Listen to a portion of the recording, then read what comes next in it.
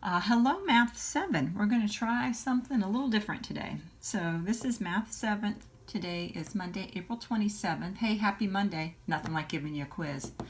And you guys are going to be taking the Lesson 20 quiz. Now, I'm going to read through, go over each of the questions, give you a couple of tips, maybe take some notes, and then you need to go into Google Classroom and complete the quiz. Now, if you want, you could open this up on your phone and watch it, and then pull up Google Classroom on the computer. And so you can watch the video, pause, solve the problem, answer the problem, hit play again on this video, so you could kind of go back and forth, okay? Or you can open two tabs and watch it. All right. Okay, my friends, I'm not giving you the answers, but I am going to talk you through it, okay? And I might point out some formulas. I've got a pencil and a calculator. You can use all of your resources. You should have your instruction book, and you should have any notes that you wrote down, any formulas. I think we have all those highlighted in your book. Okay, number one, the diagram shows the dimensions of a pool cover for a hotel pool. So this is the hotel pool, right? Maybe this is the part where the kids swim, and then this is maybe the deep end, okay? What is the area of the pool cover? Well, there is no formula for this, right? So we're gonna have to cut this into pieces. To me, it looks like a bunch of rectangles. Would you agree? Maybe this could be a square. Are you seeing this? 8, 8. So you have to decide. I could chop this little piece off, or I could come down this side. Same thing over here. I could chop this piece off, or I could come down the side. You have to decide, okay? All right, but I will tell you that you're going to need the formula for the area of a rectangle. The area is easy. Base times height. Now, you're going to have 3 of them. Even if you do the square, if you cut that off and make a square, that's still base times height, okay? So you're going to find and remember, you might have to search for numbers. Not every number is going to be right here for you to find. Let's say you cut this way. Well, you know, how tall is that? I don't know. I'm going to have to check. Maybe that number's there, maybe it's not. Okay, so take your time. You're going to be multiplying base times height. You're going to add them all together, and you're going to write that answer here. Okay, let's look at number 2. Number 2, another composite figure is shown below. It looks like I have a trapezoid here, A, B and C. B and C look like rectangles. Look at their measurements, 12 and 12. 4 and 4 base and height, okay? Interesting. This distance is 10 feet, but I know that this distance would be here and this distance would be here. So that would give me this number. You'd have to add them together. And that's 10 feet, and this is the height. That's 6 feet. Okay, so let's write down, well, first of all, what questions are they asking? Oh, you love true, false. Determine whether each statement about this composite figure is correct. Choose true or false for each statement. Okay, here we go. The area of region B is the same as the area for region C. So the area of B is the same as the area for C. I don't think you have to do any math to know that answer. So, you know, we could verify, right? The area of region A, the trapezoid, is double the area of C. So you'd have to find the area of C, double it, times 2, and see if it equals A. All right, let's go down to C. The area of the composite figure is 180 square feet.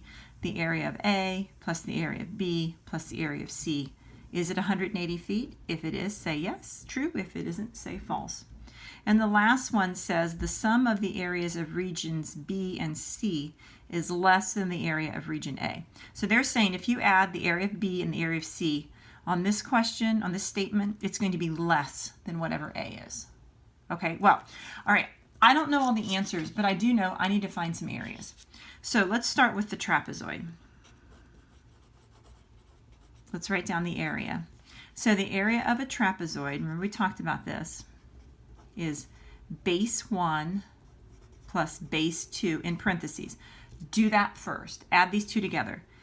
Base 1 plus base 2. Remember, there's no number for this. This is 10. What's this and what's this? Add it all up. Okay. You're going to multiply it by the height. And haha, that I do know. How tall is this? And then you're going to divide the whole thing by 2 because it kind of looks like a triangle. Now, B and C are rectangles. I could say C above, but I'll write it again. Rectangle area is base times height. Easy enough. Okay? All right, take your time. You should not miss anything on this page. Not at all. This we can do. All right. Number 3, Jacob drew the following composite figure. Jacob, you're crazy. Why'd you draw that? Okay. What is the area? That's it. So, how many small figures are there? How many pieces are there? I see 1, 2, 3, 4. So, rectangle, triangle, triangle, triangle. All right, so I have to find the area of the rectangle, the area of that triangle, the area of that triangle, and the area of that triangle. And it's a composite, so I'm going to add them all together. Okay, so let's review our formulas. The area of a rectangle, base times height. So base times height. This one's easy, base times height. I can see them. Okay, now the triangles are all different, so be careful. The triangle area is base times height, and then you can divide it by 2. So actually, these aren't too bad, guys. Look at these. Base and height. This one, remember, you can rotate your paper, right? Maybe you want to make this the base and this the height. And honestly, guys, it doesn't matter. I'm going to turn it again. Sorry, I'm going to make you dizzy. It doesn't matter which one you pick for base or height, because when you multiply, order doesn't matter. Okay, you've got this. This is not hard. Okay, do you see my E? Number 4 is an E question, but quite honestly, I think we can all do it. It's worth 2 points, so try it, because you might get 1. You might get both. Okay, Michelle, go Michelle. Michelle is buying carpet for a room with the dimensions shown. So this is her room. Maybe this is like the living room and it goes into the dining room. Okay, Michelle calculates that the area she will cover with carpet is 180 square feet. So she found the area of this. It's a composite figure, right? So we have to cut it in pieces, find the areas, and add them together. Explain why Michelle's reasoning is incorrect. Oh gosh darn it, Michelle, you got it wrong. So there's 1 point. So Michelle got 180. Apparently it is not 180. So you could say Michelle made a mistake because she, okay. Now, that's 1 point. To get the second point, or to get another point, give the correct area in square feet. Hey, don't forget your units. Okay? You can do this. This is not hard. Even if you didn't figure out what Michelle did wrong, I think you will. Once you find the actual square footage, you'll know what Michelle did wrong. Okay? All right, I hope this helps. It's almost 8 minutes of time, and I hope that saves you some headaches. Okay, good luck on your quiz, guys. See you tomorrow.